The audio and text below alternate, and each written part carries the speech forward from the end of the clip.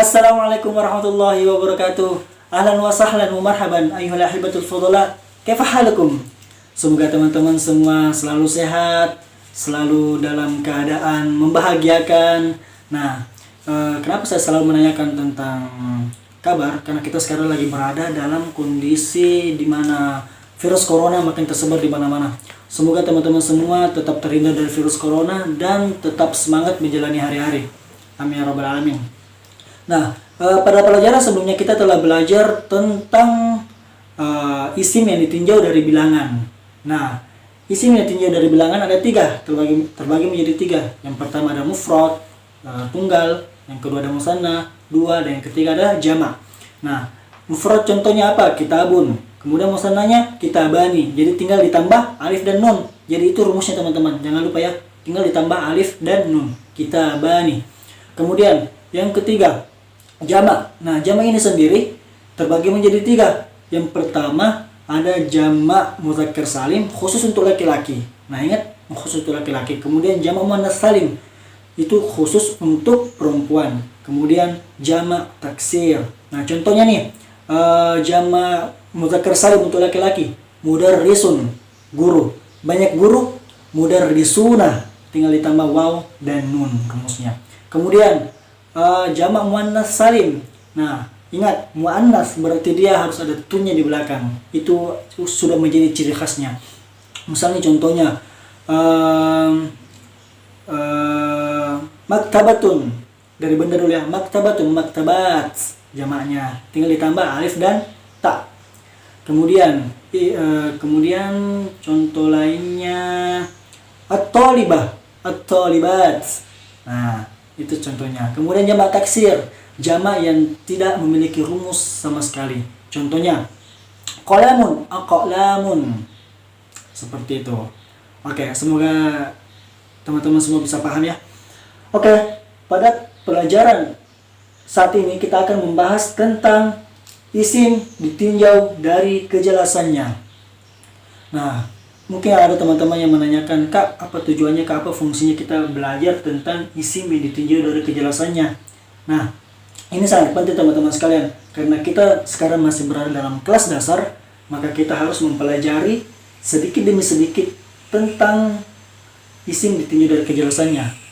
Karena pada dasarnya nanti ketika kita sudah mempelajari dasar ini, nanti kedepannya akan lebih mudah.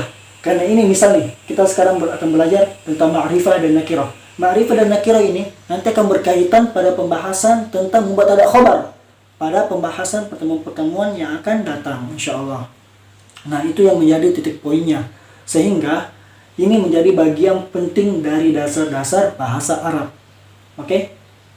Nah, kita lihat. Isim ditinjau dari kejelasannya terbagi menjadi dua. Yang pertama ma'rifah, yang kedua nakirah. Nah, pertanyaannya, apa sih definisinya ma'rifah itu? Nah, definisinya ma'rifah adalah kata yang maknanya sudah jelas. Kata yang maknanya sudah jelas. Berbeda dengan nakirah, kata yang maknanya belum jelas sama sekali. Nah, misalnya dalam bahasa Indonesia ya, ma'rifah itu misalnya ini buku, hadza kitabun. Ini buku, ya ini buku, bukan pulpen. Nah, sudah jelas kalau berarti yang kita tunjuk ini buku adalah sebuah buku, bukan pulpen. Berbeda dengan kita cuma bilang kitabun, buku. Pasti akan timbul pertanyaan, kitabun, buku apa? Buku apa yang dimaksud? Kan berarti dari konteks katanya di sini menunjukkan bahwa buku ini belum jelas kedudukannya. Maka itulah menjadi perbedaan antara ma'rifah dan nakirah. Nah, kalau dalam segi bahasa Inggris misalnya kita dapat the book, buku itu. Nah, ini masuk dalam ma'rifah.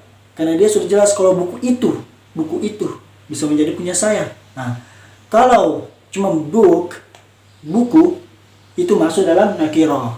Begitu juga dalam contohnya seperti ini. Nah, kita lihat, kita ke ma'rifah dulu ya. Ma'rifah, maknanya sudah jelas. Maknanya sudah jelas. Nah, ciri-cirinya yang termasuk ma'rifah ada 1, 2, 3, 4, 5. Ada 5 poin. Yang pertama, dia pasti diawali oleh alif lam. Al-waladu. Al-waladu. Pasti katanya didahului oleh alif lam, maka dia disebut dengan ma'rifah. Artinya, anak laki-laki itu, iya anak laki-laki itu, teman kita, iya anak laki-laki itu, berarti sudah mencakup kejelasan dari maknanya.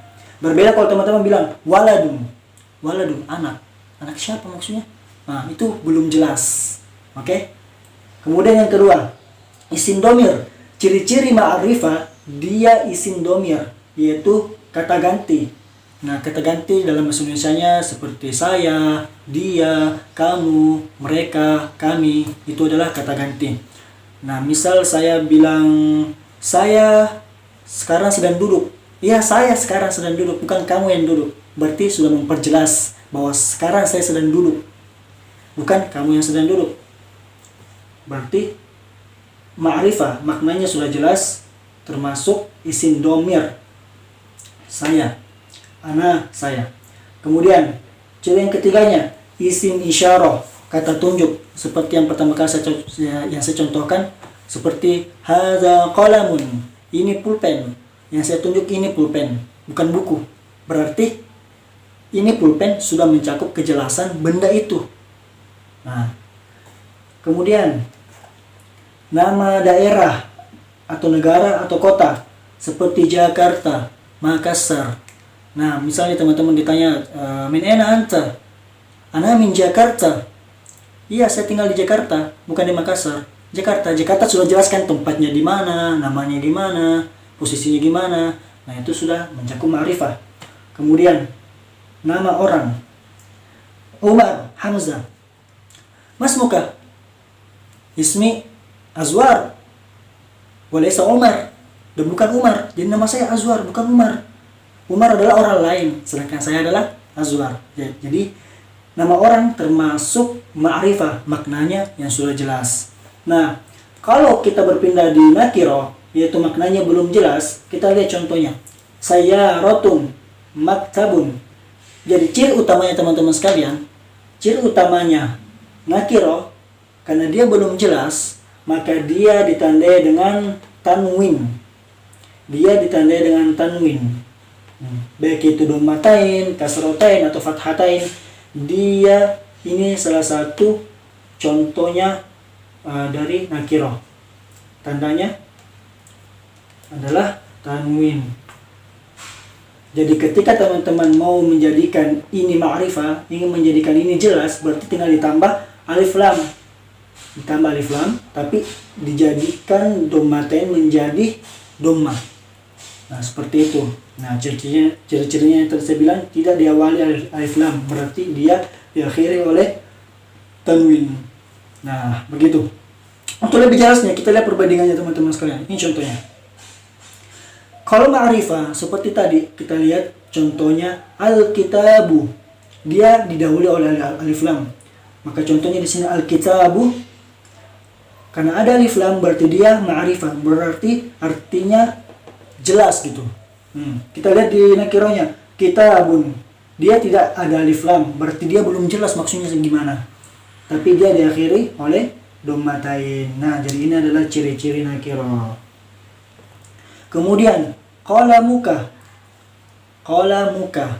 pulpenmu. Nah, bukan pulpenku, pulpenmu. Berarti itu sudah jelas.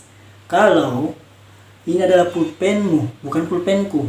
Nah, mungkin teman-teman ada yang bertanya, Kak artinya maksudnya apa, Kak? Kak itu adalah qalamun tambah anta, sama dengan qalamuka. Nah, insya Allah nanti kita akan pelajari ini juga. Qalamun ditambah anta menjadi qalamuka. Jadi pulpenmu. Karena di sini sebenarnya adalah anta,